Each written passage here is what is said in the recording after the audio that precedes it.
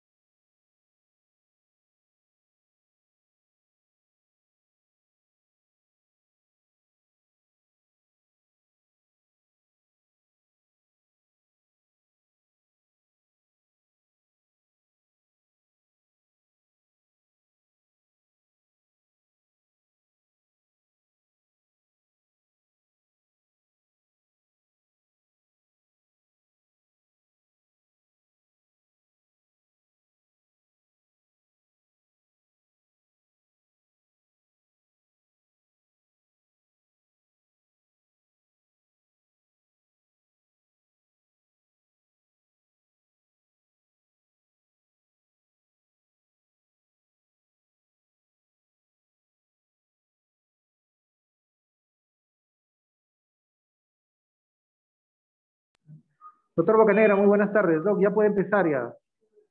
Ya, muy bien, doctor. ¿Se me escucha bien? Sí, Doc, sí se escucha muy bien. Gracias, doctor.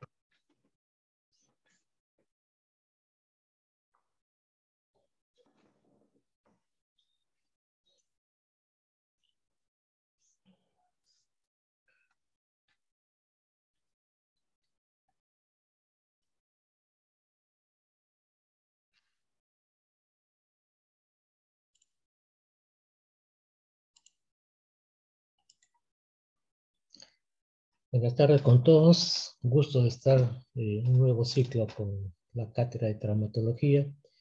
Y vamos a empezar con la teoría sobre traumatismo de hombro. Yo soy el doctor Jorge Bocanegra Vergaray del Hospital Sergio Bernales.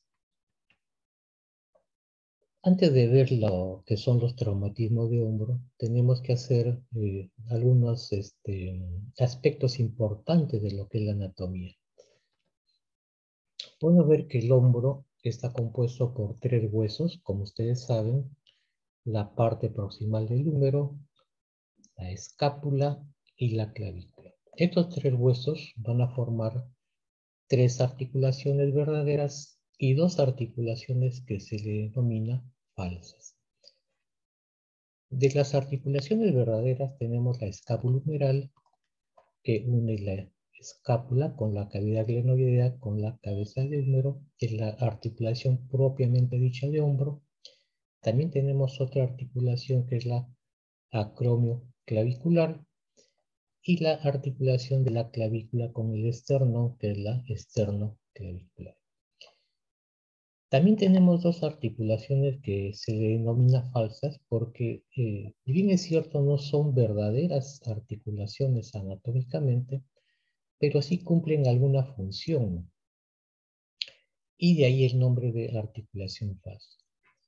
Tenemos la escapulotorácica, que representa el deslizamiento que hace la escápula con relación a la caja torácica.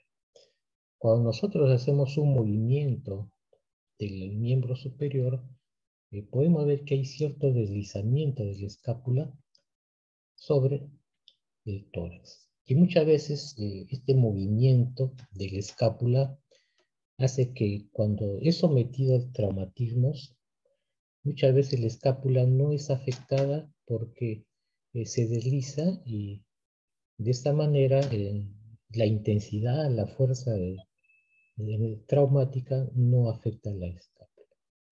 Y otra articulación falsa se denomina a la articulación subacromial, denominada también subacromio subdeltoide, que es una bolsa, que cuando nosotros hacemos elevación del miembro, protege sobre todo los tendones del manguito rotador para que no friccionen sobre la articulación acromioclavicular. Por encima de la articulación del hombro tenemos nuestros ligamentos. A nivel de la articulación glenohumeral tenemos la cápsula y esta cápsula va a formar repliegues superior, medio, inferior, que son los ligamentos glenohumerales.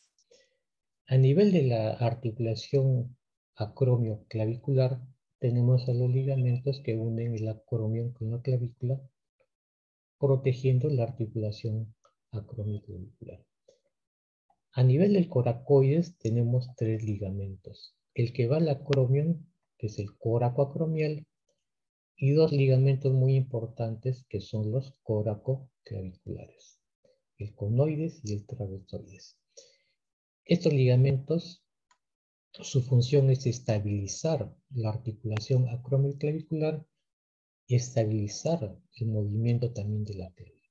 De tal manera que si se produce una lesión, un desgarro total de estos ligamentos, la clavícula va a ser elevada por acción del esternocleidomastoideo.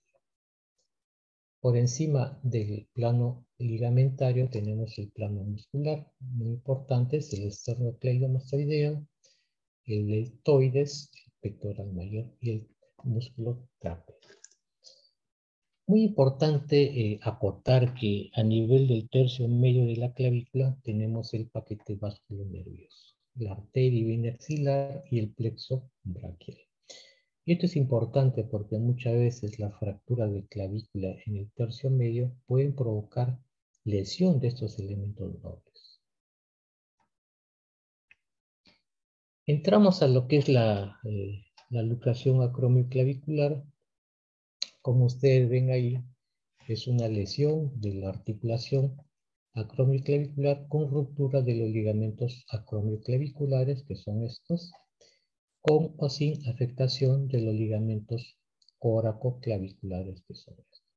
¿Qué quiere decir eso? Que vamos a tener una lesión a nivel de la articulación acromioclavicular, de tal manera que esta lesión puede ser algo simple, pequeñas rupturas del ligamento, o puede ser un desgarro total, como vemos acá. Asimismo, puede o no afectarte estos ligamentos. Pueden estar indemnes o pueden estar desgarrados totalmente. De ahí que el término luxación acromioclavicular incluye a diferentes tipos de lesiones, que van desde lo más simple hasta lo más complejo cuando hay una ruptura total y la clavícula es elevada. De todas las lesiones de la cintura escapular, las luxaciones acromioclavicular representan el 12%. Es más frecuente entre los 20 a 30 años de edad y los varones son más frecuentemente afectados, con una proporción de 5 a 1 con relación a las mujeres, y sobre todo los varones con la práctica deportiva. ¿Cuál es el mecanismo de lesión? Caída sobre el hombro. Caída sobre la punta del hombro. Esto va a provocar una ruptura, una lesión de los ligamentos de la articulación acromioclavicular. ¿Cómo vemos al paciente en la emergencia? El paciente va a venir con dolor. Vamos a ver a la inspección zonas de tumefacción, zonas equimóticas. El rango de movimiento va a estar limitado por dolor. Y algo que nos va a llamar la atención cuando hay una ruptura total va a ser esta protrusión. La clavícula en las lesiones que son severas se eleva de tal manera que va a producir esta prominencia.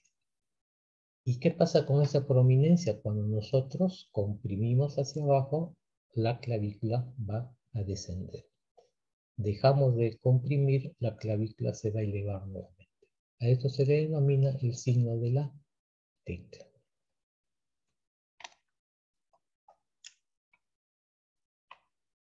Y acá tenemos,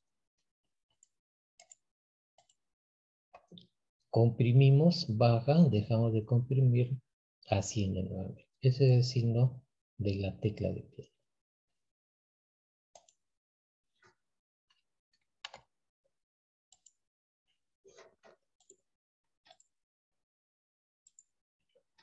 Una vez que tenemos el antecedente traumático, clínicamente podemos observar que puede haber una lesión acromioclavicular solicitamos nuestros exámenes de ayuda diagnóstica, la radiografía. En una radiografía simple vamos a ver cómo, comparando las dos articulaciones acromioclaviculares, vamos a ver que la clavícula en la articulación derecha se ha elevado con relación a la articulación acromioclavicular izquierda. Hay una luxación acromioclavicular. Una proyección para ver con mejor claridad es la proyección de Zanca con 10 grados. Ahí vemos mejor la articulación. Ahora, la luxación acromioclavicular la podemos evaluar con una radiografía frontal simple cuando la clavícula se ha desplazado hacia arriba. Pero muchas veces hay luxaciones donde la clavícula se ha desplazado hacia posterior. Y de tal manera que no nos va a ayudar mucho esta radiografía frontal. En ese caso, para determinar esto, podemos solicitar una radiografía en proyección axilar. Y ahí vemos, de esta manera, tenemos la cabeza humeral, la cavidad glenoidea, el acromion como un bastón, y acá vemos la clavícula. Esta es la articulación acromioclavicular. Si la clavícula, en lugar de estar en esta posición, y teniendo como referencia la apófisis coracoides, que está hacia adelante, si la clavícula la vemos que está por acá, podemos decir que es una luxación acromioclavicular, donde la clavícula se ha desplazado hacia posterior. La tomografía espiral multicorte muy rara vez es solicitada, pero por ejemplo, hay situaciones donde es de ayuda. Por ejemplo, acá tenemos un traumatismo de hombro en un paciente, vemos que la clavícula y el acromion están casi al mismo nivel, pero el paciente sufre de dolor intenso, se le hace una tomografía y vemos cómo la clavícula se ha desplazado hacia posterior. Que no la podemos ver en la radiografía simple frontal de hombro. Una vez que es tratada, la clavícula regresa a su posición original. Se reduce la luxación. En traumatología en las teorías van a escuchar mucho los términos clasificaciones. La clasificación se usa en traumatología para las fracturas, las luxaciones que tienen similares características, encasillarlas en tipos y de tal manera que esto nos va a permitir sistematizar, poder decir las fracturas, las luxaciones de tipo 1, por ejemplo, tienen buen pronóstico, las de tipo 5 tienen mal pronóstico, las luxaciones tipo 2 se trata de esta manera, las luxaciones tipo 5 se trata de esta otra manera, es decir, nos va a permitir sistematizar y poder tener un mejor tratamiento, más sistemático, nos indica el pronóstico. En la luxación acromioclavicular usamos esta clasificación de Rockwood, como ven acá, que lo clasifica en 6 tipos. Esta clasificación tiene en cuenta la lesión de los ligamentos acromioclaviculares y toma como referencia también la lesión de los ligamentos coracoclaviculares. Y va a ir desde el tipo 1 hasta el tipo 6. Lo más simple, el tipo 1. Y en este caso, estos ligamentos coracoclaviculares están sanos, están indemnes. Y a nivel de los ligamentos acromioclaviculares va a haber unas rupturas muy pequeñas, es decir, es un esguince, no va a haber desplazamiento de la clavícula. Clínicamente solo va a haber dolor en la presión. En el tipo 2 ya hay una lesión de los ligamentos acromioclaviculares, pero los coracoclaviculares están indemnes, de tal manera que estos ligamentos, al estabilizar la clavícula, permiten solo que se eleve hasta un 25%, que es el tipo 2. una elevación hasta un 25%. En el tipo 3, ya a la ruptura de estos ligamentos se añade la ruptura total de los ligamentos coracoclaviculares. De tal manera que ya al perder su estabilidad la clavícula es elevada por acción del esternocleidomastoideo, y si se eleva hasta un 100%, estamos en el tipo 3. Si se eleva más de un 100%, como vemos acá, estamos en el tipo 5. Tenemos el tipo 4 y el tipo 6. En el tipo 4, la característica es que la clavícula ya no se ha elevado, sino se ha ido hacia posterior. Y en el tipo 6, la clavícula se ha desplazado inferiormente por debajo de la apófisis coracoides. Estos son los 6 tipos según la clasificación de Roth. Y como lo vemos en las radiografías, en el tipo 1 obviamente no va a haber desplazamiento de la clavícula, es simplemente un esguince. En el tipo 2 va a haber hasta un 25% de desplazamiento. En el tipo 3 ya va a haber un 100% de desplazamiento. En el tipo 5 más de un 100%. El tipo 4, la clavícula se ha desplazado hacia posterior. Y lo podemos ver en una radiografía axilar. En la radiografía normal, como les decía, acá vemos la clavícula y acá vemos el acromio.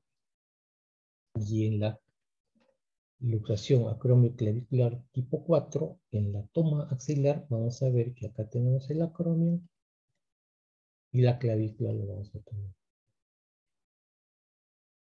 Se ha desplazado hacia posterior, tomando como referencia la apófisis coracoides que está hacia adelante. En la tipo 6, la clavícula se ha desplazado hacia inferior, por debajo de la apófisis coracoides. Son los 6 tipos vistos en radiografías. Una vez que tenemos el diagnóstico, tenemos que plantear nuestro tratamiento. Y también en traumatología ustedes en las teorías les van a referir que va a haber tratamientos conservadores y tratamientos quirúrgicos. Tratamiento conservador cuando se utiliza vendajes, aparatos de yeso, y tratamientos quirúrgicos cuando ya se tiene que hacer una incisión en la piel y se tiene que usar implantes, materiales de osteosíntesis, placas, tornillos. El tratamiento conservador también se le denomina tratamiento ortopédico, tratamiento cerrado, tratamiento incruento. El tratamiento quirúrgico también se le denomina tratamiento abierto, tratamiento cruento. En cuanto a la luxación acromioclavicular, vamos a tener un tratamiento conservador en quienes usamos en las luxaciones de tipo 1 y 2. En la de tipo 1, donde no hay desplazamiento de la clavícula, y el tipo 2, que se desplaza hasta un 25%. En ellos vamos a usar un tratamiento conservador, inmovilizamos. Actualmente se dispone de ortesis que se pueden inmovilizar el hombro de esta manera. Lo podemos tener por 3 semanas hasta que el tejido cicatrice, se repare y luego pasamos a una etapa de terapia física. Los tipos 4, 5 y 6 vendrían a ser el 4 cuando la clavícula se ha ido hacia posterior, el 6 cuando la clavícula se ha ido por debajo del coracoides, y el tipo 5 cuando el desplazamiento es más de un 100%. En esos 3 tipos indicamos un tratamiento quirúrgico. Tenemos que reducir la clavícula, es decir, reducir significa acomodar. Si la clavícula es elevado, lo tenemos que reducir, es decir, lo tenemos que acomodar a su posición original. Y en este caso, en el tratamiento quirúrgico, luego de reducir, tenemos que utilizar algún material de osteosíntesis. Material de osteosíntesis viene a ser las placas, los clavos, los tornillos. Por ejemplo, acá se utiliza una placa gancho, acá se utiliza clavos y alambre, acá un solo tornillo que va de la clavícula coracoides y acá suturas no absorbibles con anclas metálicas. Es decir, hay infinidad de tratamientos. Y nos queda el tipo 3, que viene a ser cuando la clavícula se ha desplazado hacia arriba, pero hasta solo un 100%. En este caso, tenemos que sopesar ante qué paciente estamos. Si estamos ante un paciente joven, un paciente que tiene mucha actividad, entonces indicamos de preferencia un tratamiento conservador. Si estamos ante un paciente de edad avanzada que no hace mucha actividad, no trabaja, está en la casa, utilizamos un tratamiento conservador. Pacientes que no tienen mucha actividad. Y ese tratamiento quirúrgico para el tipo 3 lo utilizamos en pacientes activos, jóvenes, que trabajan. Entonces se tiene que sopesar ante qué paciente estamos. ¿Qué complicaciones nos puede traer una luxación acromioclavicular? Una de las complicaciones que nos puede traer es un dolor residual. Acuérdense que estamos ante una articulación, que muchas veces el traumatismo puede provocar lesión del cartílago articular y eso puede provocar un dolor residual. Y asimismo se puede provocar una enfermedad degenerativa, una artrosis acromioclavicular, que puede provocar molestias en el paciente.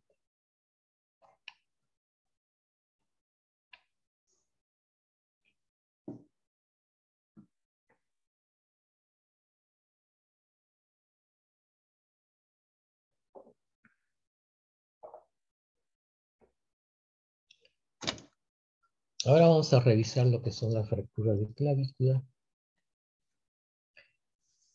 La fractura de la clavícula es una lesión común. Del total de las fracturas, un 5 al 10% son fracturas de clavícula.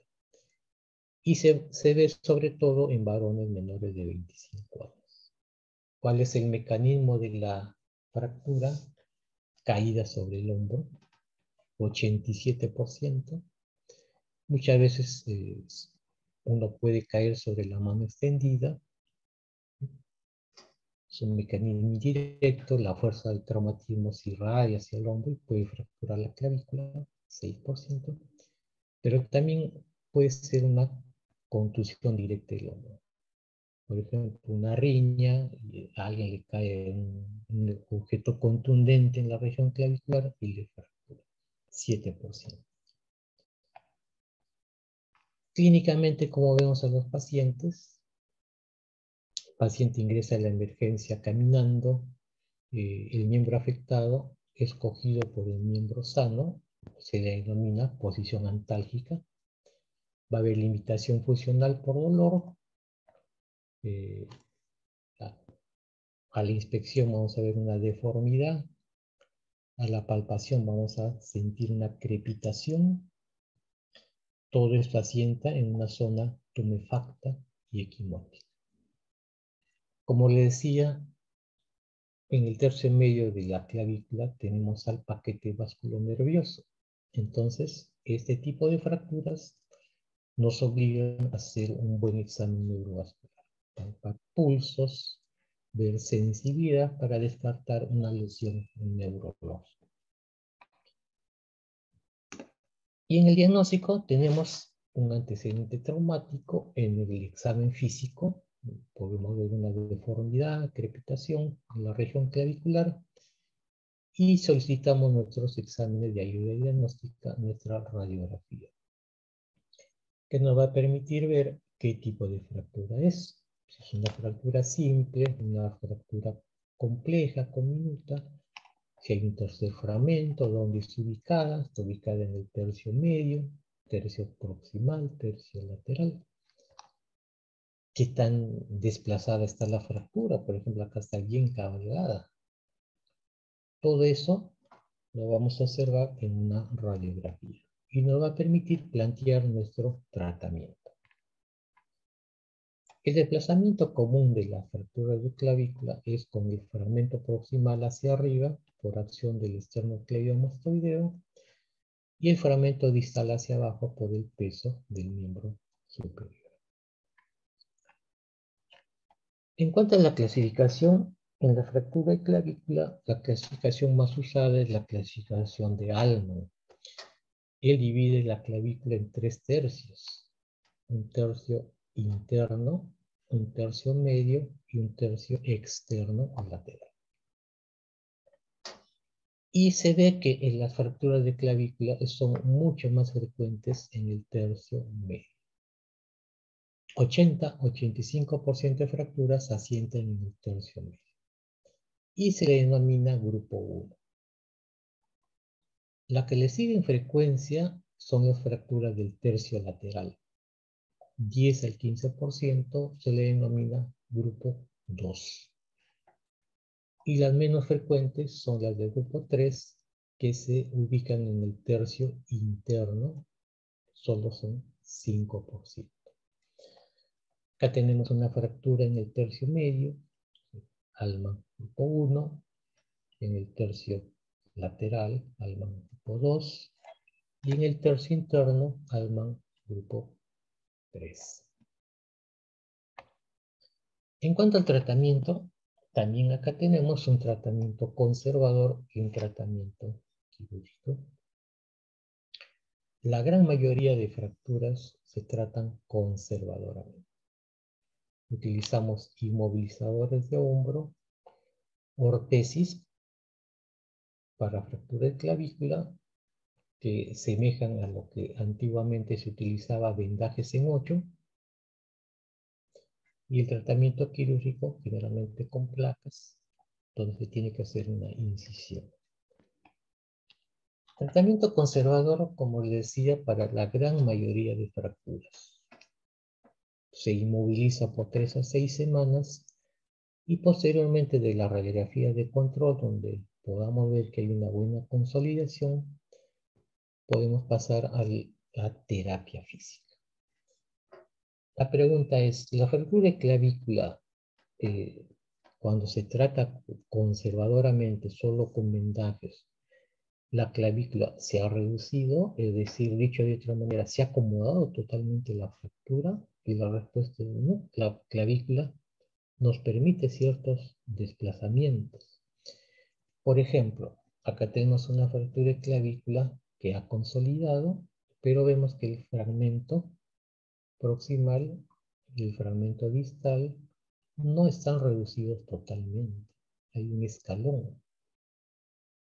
Y ese escalón se ha llenado de tejido óseo, se forma un callo, de tal manera que hay una buena consolidación. La reducción no es perfecta, hay un escalón, pero la clavícula nos permite esto. Una vez que consolida, el paciente va a hacer sus actividades de forma normal. Es decir, las fracturas de clavícula no se pueden reducir conservadoramente ni mantener en posición perfecta, pero los resultados estéticos son aceptables y los funcionales buenos. Hay una buena función del miembro superior una vez que consolida la fractura. Y el tratamiento quirúrgico, donde ya tenemos que hacer una incisión en la piel, va a tener sus ventajas y sus desventajas. La ventaja de la fractura de clavícula tratada quirúrgicamente es que va a restablecerse la anatomía. Acá sí hay una reducción perfecta. No hay escalones.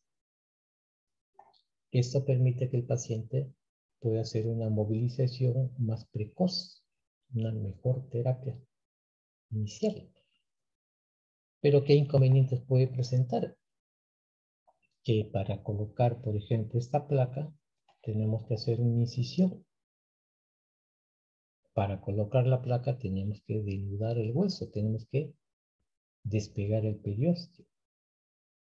Y eso que trae como consecuencia, esa desperiodización puede disminuir el riesgo sanguíneo y esto puede llevar a un retardo de consolidación, puede llevar a un proceso infeccioso, un riesgo de infección.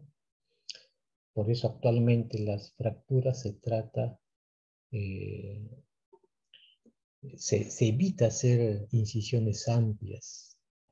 Actualmente se tratan las fracturas con incisiones pequeñas, utilizando en lugar, por ejemplo, de placas, podemos usar un clavo que se introduzca en la zona medular para evitar estos inconvenientes. Entonces, ¿en quiénes sí se utiliza un tratamiento quirúrgico? Cuando la clavícula sí tiene que ser tratada quirúrgicamente. En las fracturas expuestas, cuando tenemos que el hueso ha perforado la piel, la fractura, tenemos que hacer la limpieza quirúrgica y hacer el tratamiento estabilizador de la clavícula. En la fractura de clavícula que se asocia a lesión neurovascular. Cuando hay lesión neurológica, es lesión de un vaso importante, se tiene que hacer el tratamiento quirúrgico, estabilizar la clavícula y el cirujano vascular hace su parte. Cuando las fracturas de clavícula van a producir una interrupción de la piel, es decir, una inminente interrupción de la piel y es una fractura irreductible. Si dejamos pasar más días, el hueso se va a hacer expuesto, se va a exponer y va a pasar a ser una fractura expuesta. De tal manera que cuando tenemos estos casos se tiene que hacer un tratamiento quirúrgico antes que se produzca la exposición. Fractura bilateral de clavícula, como vemos acá. Estos pacientes no es conveniente tenerlos con vendajes y movilizar los dos miembros. Al menos uno, el paciente tiene que hacer sus actividades al menos con un miembro. Por eso que estas fracturas de clavícula se tiende a hacer un tratamiento quirúrgico o de ambas o al menos uno.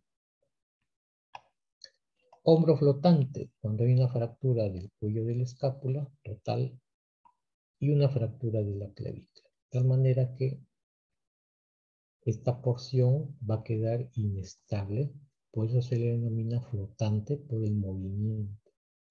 Y en este caso se hace un tratamiento quirúrgico. En la fractura del tercio distal, que se comporte como una luxación acromioclavícula. Tenemos una fractura del tercio distal. Si esta fractura no está desplazada, como vemos acá, los ligamentos coracoclaviculares están bien, hacemos un tratamiento conservador. Pero si los ligamentos coracoclaviculares están desgarrados totalmente, la clavícula es elevada, de tal manera que acá sí necesita un tratamiento quirúrgico. Entonces, estas fracturas de clavícula del tercio distal que se comportan como una luxación acromioclavicular desplazada, hacemos un tratamiento quirúrgico. Dentro del tratamiento quirúrgico tenemos que hacer las incisiones. Como le digo, actualmente se trata de hacer las incisiones más pequeñas posible y muchas veces en lugar de utilizar placas largas, se puede utilizar clavos para que la incisión sea más pequeña y no se produzca mucha devascularización, mucha desperiodización. ¿Qué complicaciones puede traer una fractura de clavícula? Como les dije, riesgo de lesiones vasculonerviosas, muchas veces puede ser una emergencia, riesgo de lesión cutánea. Muchas veces cuando la fractura de clavícula se trata quirúrgicamente, se tiene que hacer una incisión amplia Y muchas personas presentan cicatrices viciosas, queloideas, que muchas veces se adhiere al hueso y es muy incómodo para el paciente.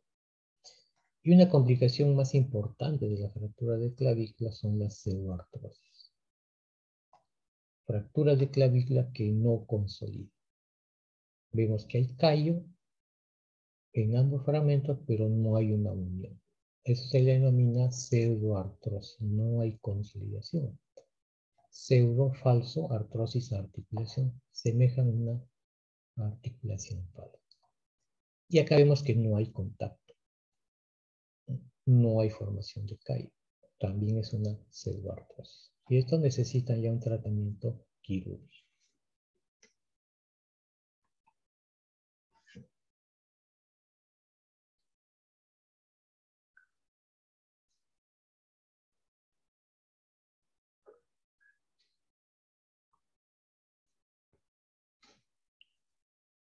En cuanto a la fractura de escápula,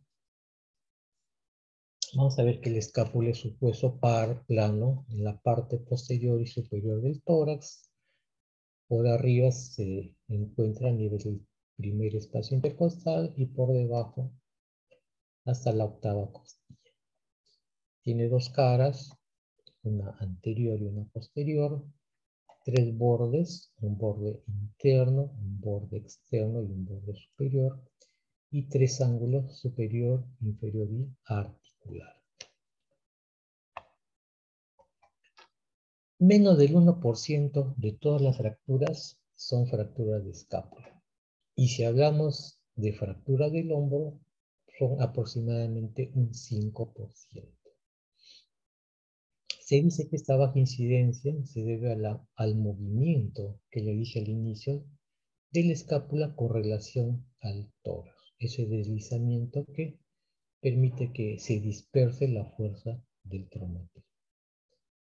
Pero cuando tenemos sí una fractura de escápula, muchas veces está asociado a traumatismo de alta energía. Por ejemplo, accidentes de tránsito. Y por eso es que las fracturas de escápula está asociado también a fracturas costales, a contusiones pulmonares, podemos encontrar neumotoras, fracturas vertebrales. Es decir, que si bien es cierto, no es muy frecuente la fractura de escápula, pero cuando hay una fractura de escápula muchas veces está asociado a traumatismo de alta energía. Entre los 35 y 45 años es donde se ve la mayor cantidad de fracturas de escápula y un 70% se da en los hombres. Un 25% está asociado a mortalidad por la asociación a traumatismo de alta energía que le decía. Vamos a tener un traumatismo directo, caídas sobre la región escapular y traumatismos o mecanismos indirectos donde la fuerza del traumatismo no se da a nivel de la región escapular, sino el traumatismo indirecto se da a nivel de la mano, por ejemplo, caídas con el miembro en extensión o caídas sobre el codo, y esta fuerza se irradia hacia el hombro. Y la cabeza humeral atricciona la cavidad glenoidea y puede provocar su fractura. Entonces vamos a tener mecanismos directos, mecanismos indirectos. Y también se ha visto que las contracciones musculares violentas pueden producir fracturas por abulsión. Y esto se da en pacientes que sufren de convulsiones o que han sufrido una descarga eléctrica. La fuerza de la contracción del músculo tracciona su tendón y como esos tendones están adheridos, por ejemplo, al coracoides, lo va a fracturar. O al acromion, lo van a fracturar por abulsión, por tracción. Clínicamente, los pacientes van a presentar en la región escapular una zona de tumefacción, equimosis, crepitación a la palpación, el rango de movimiento va a estar limitado por dolor, y acá también tenemos que hacer nuestro examen para descartar lesiones vasculonerviosas, palpar pulso, ver sensibilidad. Luego solicitamos nuestros exámenes de ayuda diagnóstica. En nuestra radiografía es interesante ver 3 incidencias: una antero-posterior o frontal, donde vemos una fractura a nivel del cuello de la glenoides, una radiografía lateral, donde podemos ver fracturas del cuerpo, y un axilar que nos va a permitir ver fracturas de la cavidad de la glenoides, también del acromion y del coracoides. Cuando tenemos fracturas complejas, es importante solicitar una tomografía espiral multicorte que nos va a permitir observar con detalle la cantidad de fragmentos que hay, qué tan afectada está la región glenoidea, qué tan desplazadas están estos fragmentos, y esto nos va a servir para plantear un tratamiento quirúrgico. En la clasificación de la fractura de escápula, tenemos la clasificación que se basa en la anatomía. Tenemos el cuerpo de la escápula, donde se encuentra un 45% de fracturas, más frecuente, fracturas del cuerpo. Tenemos el cuello glenoideo, acá se ubica un 25% de fracturas. Fracturas glenoideas, o sea, intraarticulares, 10%. Fractura del acromion, 8%.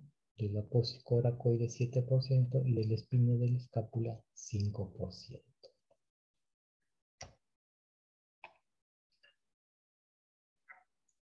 El tratamiento de la fractura de escápula, en general, mayormente se hace un tratamiento conservador. Como ven acá, los resultados son satisfactorios, y una vez que consolidan las fracturas hay un buen resultado funcional.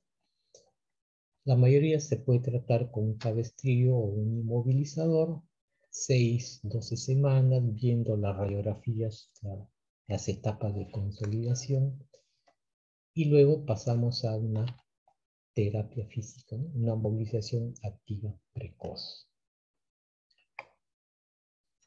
El tratamiento quirúrgico, ¿cuándo lo indicamos?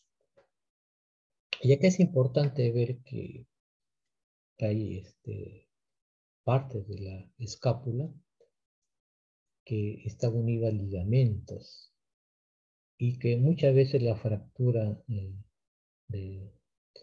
por ejemplo, de la glenoides, del cuello, del acromion, del coracoides, puede provocarnos una inestabilidad. Es decir, vamos a hacer un manejo quirúrgico de las fracturas que nos van a producir una inestabilidad de la articulación del hombro. Si tenemos una fractura de glenoides, por ejemplo acá, la glenoides está separada, y esto nos va a provocar una inestabilidad del hombro. De tal manera que esto obviamente necesita una reparación quirúrgica. Fractura del cuello. Cuando se fractura el cuello de la glenoides, se desplaza, y eso nos va a provocar una inestabilidad del hombro. Fractura del acromio. Fractura del coracoides. ¿Por qué? Porque acá están insertados los ligamentos. Si se fractura el coracoides, se fractura el acromio, nos va a provocar una inestabilidad. Los ligamentos van a quedar laxos. Por esa razón, para evitar la inestabilidad en estas situaciones, cuando estas fracturas son desplazadas, se tiene que hacer un tratamiento quirúrgico. Y la fractura del cuerpo. La fractura del cuerpo también nos permiten hacer tratamientos conservadores, pero hay ciertos rangos que no son aceptables. Por ejemplo, fracturas que se desplazan más de 20 milímetros, más de 2 centímetros, se prefiere hacer un tratamiento quirúrgico. Menos de 20 milímetros, menos de 2 centímetros, se prefiere hacer un tratamiento conservador.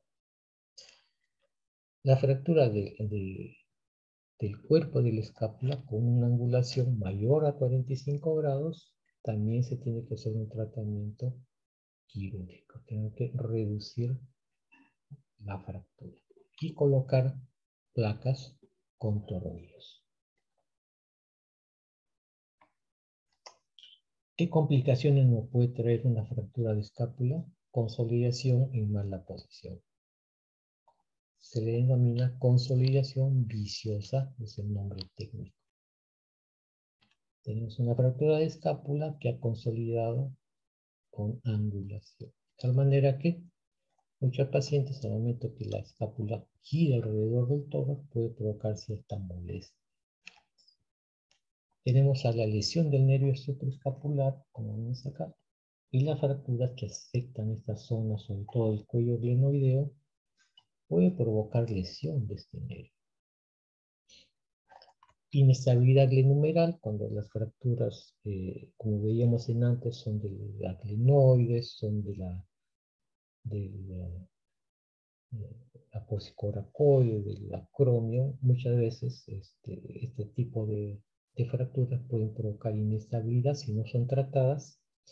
Y en este caso, sobre todo la fractura de la glenoides, cuando no es tratada, puede provocar una inestabilidad. Y también este tipo de fracturas puede provocar, cuando son a nivel de la glenoides, una enfermedad articulación degenerativa, una artrosis glenohumeral.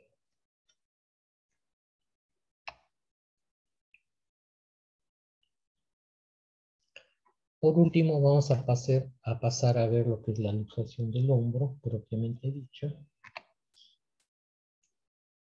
que es la pérdida completa de congruencia entre la superficie articular de la cabeza humeral, que la tenemos acá, y la cavidad glenoidea, que la tenemos acá, perdiendo su estructura y yendo a una inestabilidad.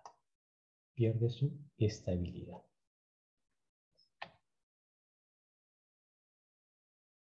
Teníamos en antes la luxación acromioclavicular, pero ahora tenemos la luxación glenohumeral, que es la articulación del hombro propiamente dicho.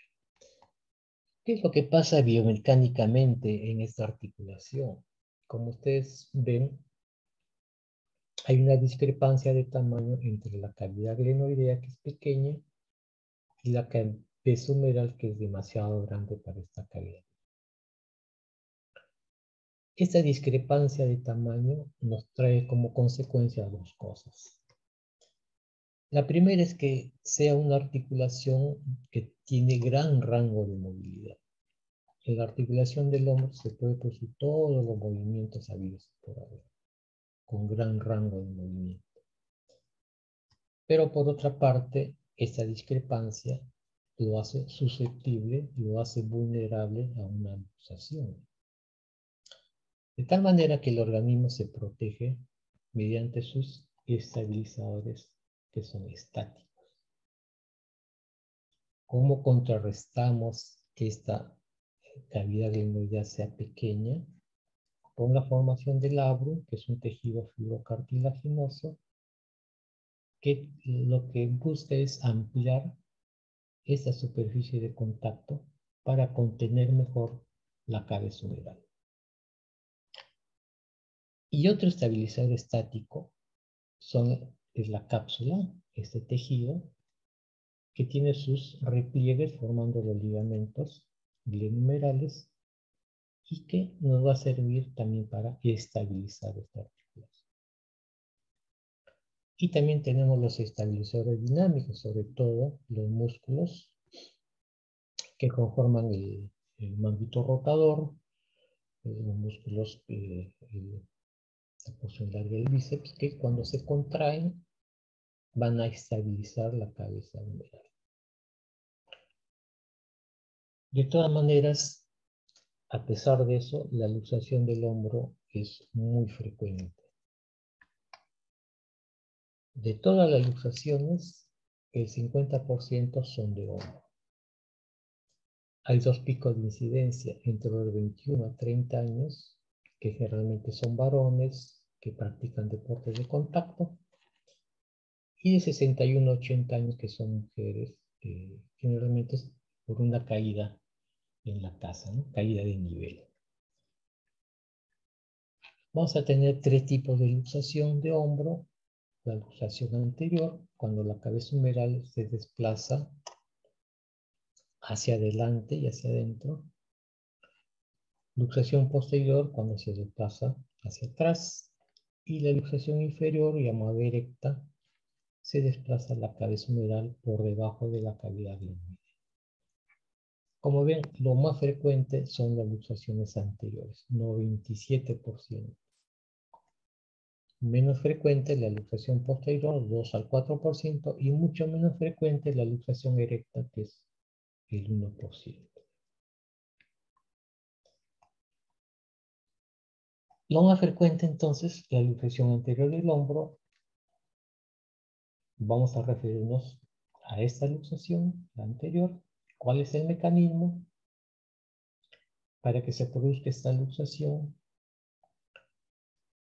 Tenemos que tener el miembro en abducción, en rotación externa y en extensión. Y en esas circunstancias, por ejemplo, se puede producir un traumatismo en la parte posterior, luxando la cabeza, o una caída en la casa y se provoca la luxación. ¿Cómo vienen los pacientes a la emergencia? El paciente viene caminando, coge el miembro afectado con el miembro sano, que es la posición antálgica. El paciente va a presentar dolor que se va a resistir a todo movimiento. Queremos hacerle un movimiento, no se va a poder por dolor. La cabeza humeral se ha ido hacia adelante y hacia adentro, de tal manera que en los pacientes delgados podemos palparlo acá, en el surco delto pectoral. Pero ¿qué pasa cuando la cabeza se va hacia adelante y hacia adentro? Que se va a perder esta redondez. Esa redondez que nos da el deltoides, teniendo la cabeza humeral en su posición original, pero la cabeza, al ser desplazado, se va a producir un vacío. De tal manera que el acromio va a aparecer prominente. Impresiona ser prominente el acromio. Palpamos la glenoides, lo vamos a encontrar vacía. Y esta forma que presenta ahora el hombro, con una caída, semeja mucho las charreteras que eran distintivos que utilizaban los militares por esta caída. De ahí el nombre de signo de la charretera. Se pierde la redondez normal. Como la cabeza humeral se ha desplazado hacia adelante y hacia adentro, esta cabeza humeral va a hacer que el húmero, el brazo, esté en abducción hacia afuera. Y así viene un paciente con una luxación anterior del hombro. Solicitamos nuestras radiografías, una radiografía frontal donde vemos la luxación. Y tenemos también esta radiografía con proyección escápulo-lateral o lateral en Y. Así vienen rayos. La proyección de los rayos X viene en esta posición. Y cuando vemos esta proyección, vamos a ver que cuando una articulación es normal, vamos a ver una superposición entre la cabeza humeral y la glenoides. Si tomamos como referencia el coracoides, vamos a ver que si la cabeza humeral se desplaza hacia el coracoides, es una luxación anterior, y si se desplaza opuesta al coracoides, es una luxación posterior. Acá vemos una radiografía normal, hay una buena superposición. Acá vemos que la cabeza humeral se desplazaba hacia posterior y aquí hacia anterior, con respecto al coracoides. Esta proyección nos va a servir mucho para observar qué tipo de luxación tenemos.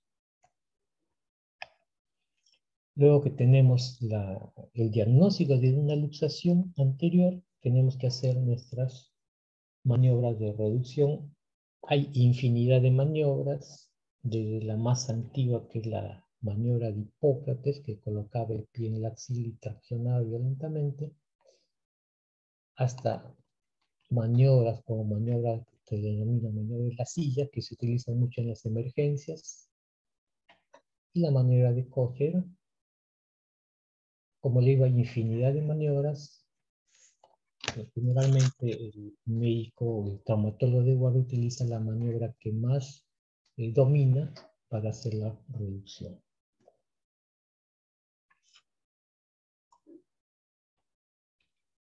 Acá tenemos el aplanamiento, el signo de la charretera. El paciente está sedado. Se va a coger el miembro. Se va a hacer rotación externa para que la cabeza humeral trate de irse hacia adelante. Rotación externa. Sale de su posición la cabeza y se tracciona, y van a ver acá cómo se reduce. Se ha reducido. Recupera la redondez el hombro y se coloca en aducción y luego su vendaje.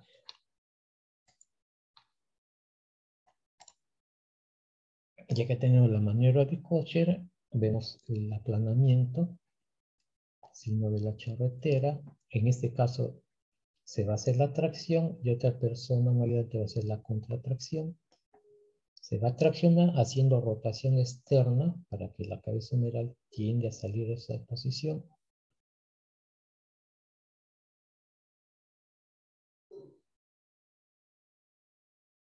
Acá se está haciendo ya la rotación externa y se reduce la extrusión. El paciente no ha estado muy bien sedado. Luego de eso ya se coloca el miembro en aducción y se coloca el vendaje. Inmovilizamos por 3 semanas el hombro. En esas 3 semanas es importante porque tenemos que tener en cuenta que al momento que se ha producido la luxación, la cabeza humeral, al salir violentamente, ha lesionado, ha desgarrado todo lo que es la cápsula articular. De tal manera que una vez que es reducida, que es acomodada la cabeza humeral, tenemos que darle un tiempo para que cicatrice, para que se repare. Y luego de esas 3 semanas, ya pasamos a una etapa de rehabilitación. ¿Qué complicaciones nos puede traer esta luxación anterior del hombro? Lesión neurovascular, sobre todo el nervio axilar. Al salir violentamente puede lesionar el nervio. Vamos a tener una zona de hipoestesia en la región deltoidea. Al salir violentamente la cabeza humeral también, o bien se lesiona la misma cabeza al colisionar con la glenoides, o bien la glenoides también puede fracturarse. La lesión de la cabeza humeral, como vemos acá, se llama Gilly-Sachs. Y esa lesión de la glenoides se le denomina lesión de Banca. Al salir violentamente la cabeza también puede atriccionar el manguito rotador, lesión del manguito rotador, y fracturas también del troquíter. Y muchas veces estas lesiones de Banca, de Gilly-Sachs, puede condicionar una luxación recurrente del hombro. Se reduce la luxación, pasa un tiempo, regresan, y en este caso con traumatismos de menor intensidad, ya se provoca la luxación nuevamente del hombro. Y ahora nos vamos a referir a la luxación posterior del hombro, que es menos frecuente, 2 al 4% de todas las luxaciones, Y en ese caso el mecanismo de lesión va a ser inverso. En ese caso va a haber una aducción, miembro hacia adentro, rotación interna, y en esa circunstancia se va a producir un traumatismo de adelante hacia atrás que va a luxar la cabeza humeral, se va a ir hacia posterior. Por ejemplo, una caída o un traumatismo en esas circunstancias. También se ha visto que otra etiología son las contracciones musculares violentas.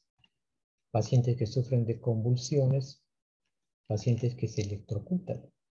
¿Y qué es lo que pasa? Que el paquete muscular, los rotadores internos, se contraen violentamente y se sobreponen a los rotadores externos. Esta mayor fuerza de contracción en los rotadores internos traccionan a la cabeza humeral y lo luxan hacia posterior. Clínicamente sí es muy diferente a una luxación anterior. Muchas veces estas luxaciones posteriores del hombro pueden pasar inadvertidas en las emergencias. Los pacientes vienen caminando, el brazo en ligera aducción, en rotación interna. Cuando queremos rotarlo externamente hay un bloqueo. Como ven ustedes, no hay un signo característico. En los pacientes delgados puede verse una prominencia, palparse una prominencia posterior del hombro. Este aplanamiento del hombro puede hacer prominente la coxis coracoides, pero no hay un signo típico evidente. De tal manera que muchas veces al paciente viene con dolor en el hombro, le tomamos una radiografía y vemos así. Vemos que la cabeza humeral y la glenoides casi están a la misma altura. Y muchas veces le podemos decir, ¿sabes qué? Tu radiografía es normal, es una contusión del hombro, anda a tu casa, toma tus antiinflamatorios, pero este paciente puede regresar a la semana porque el dolor persiste y es intenso. Y si alguien es acucioso, puede tener en mente que puede tener una luxación posterior, entonces comienza a buscar estos signos. Si encuentra algún signo, puede tomar una radiografía en Y, lateral en Y, donde vemos cómo la cabeza humeral está hacia posterior con relación a la coxis coracoides. Acá tenemos la cavidad glenoidea y no está superpuesto con la cabeza humeral, que está por acá. Entonces estamos ante una luxación posterior. Y muchas veces cuando se toma una radiografía frontal, podemos ver que aparentemente no hay lesión, pero muchas veces la radiografía puede salir así. Esto se le denomina el signo de la bombilla porque semeja un foco. Y este es un signo que también nos puede indicar una luxación posterior. Hacemos la reducción, tracción, el médico tracciona, un ayudante hace la contratracción en una sábana a nivel de la axila, se tracciona con el miembro en rotación interna y aducción, se va traccionando y otra persona también puede hacer un desplazamiento de la cabeza humeral hacia adelante hasta su reducción y luego el tratamiento es similar a la luxación anterior con un vendaje y por 3 semanas y luego una terapia. Y por último tenemos a la luxación inferior, llamada luxación erecta. Estos pacientes cuando ingresan a la emergencia ingresan así, caminando con los dos miembros superiores por encima del hombro, de la cabeza.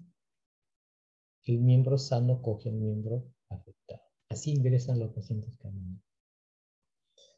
Ha ocurrido una hiperabducción. Por alguna razón, por ejemplo, una persona puede estar en un altillo, su peor altillo se cae y se agarra de algo y se puede producir una hiperabducción y la cabeza humeral se desplaza por debajo de la cavidad.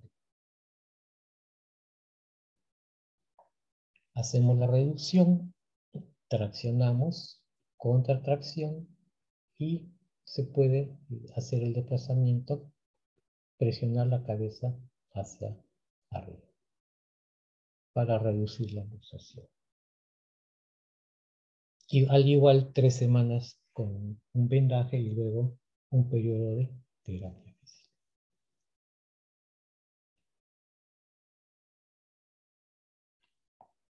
¿Alguna pregunta que tengan?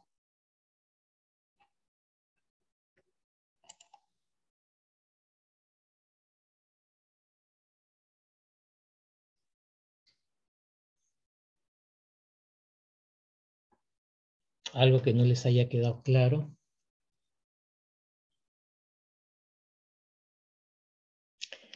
Cuando hacemos tenemos una luxación, puede ser anterior, posterior. Clínicamente vemos que, por ejemplo, la luxación anterior del hombro ya se ha reducido, pero de todas maneras siempre solicitamos una nueva radiografía para verificar exactamente que la luxación se haya reducido. Entonces siempre solicitamos una nueva radiografía.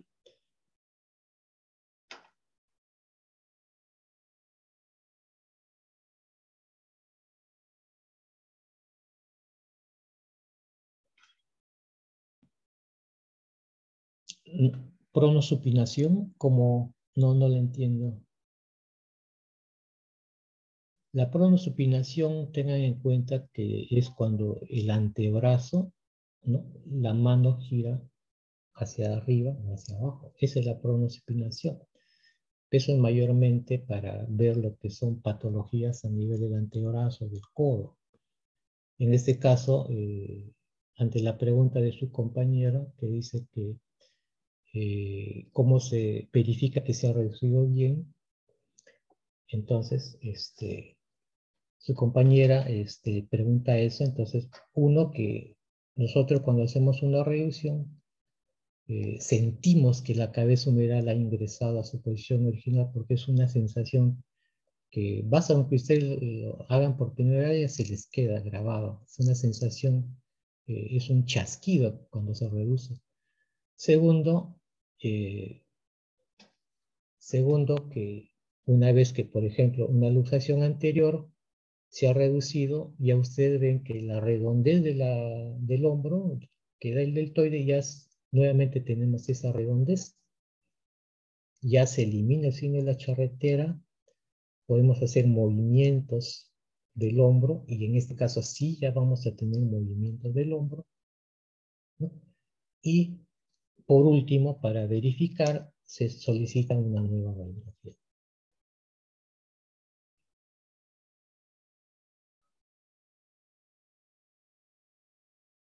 No sé si está claro lo que he respondido.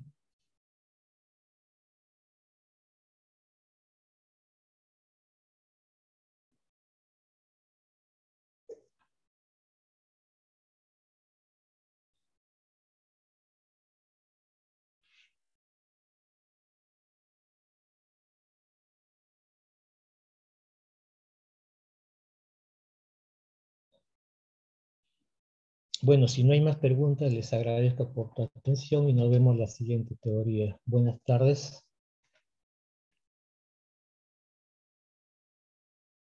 Gracias, doctor.